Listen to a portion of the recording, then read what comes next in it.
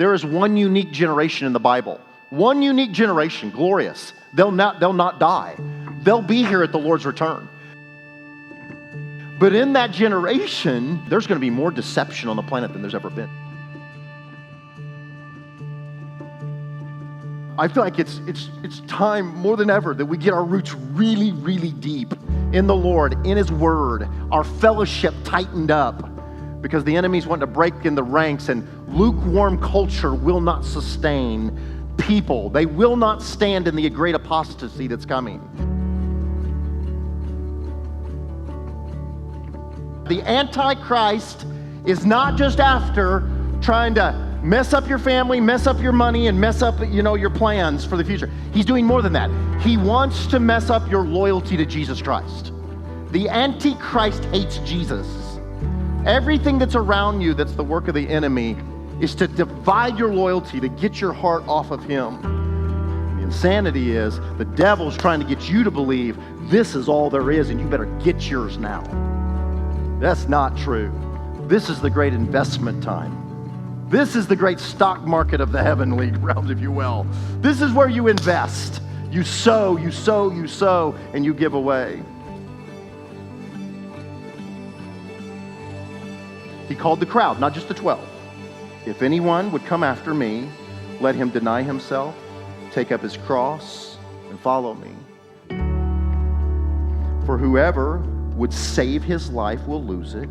But whoever loses his life for my sake and the gospel's sake is going to save it. For what does it profit a man to gain the whole world and forfeit his soul? Watch, verse 37. For what can a man give in return for his soul? For whoever's ashamed of me and my words, listen, in this adulterous, sinful generation. That's how Jesus labels humanity. In this adulterous and sinful generation, of him the Son of Man will also be ashamed when he comes in the glory of his Father and his holy angels. That's fairly intense language. Does everybody agree? And I think it's some of the most liberating sentences in the Gospels. Jesus knew humanity and our addiction to self. We're just locked in on it. And I want, how are they saying about me, and how do I feel, and he's saying there's no way there's life in that. Loyalty to me will be broken unless you deny yourself. There's no way that you can actually follow me unless you'll take up your cross, which there's no way around. It's a place of pain and rejection and suffering and mocking. That's what the cross is. You can't follow me unless you do this. If you run whole hog into Jesus, you run into the greatest war on the planet.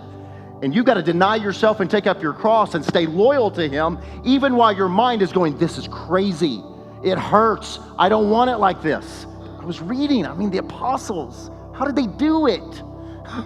You leave your fishing business and everything, go after Him.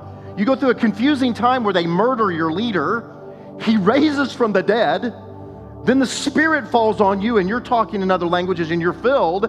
He sends you out on the most glorious mission because He loves the world, and you're all getting beat and you get killed for it. That's the Bible. And it's not going to bring great crowds, it's going to bear great fruit.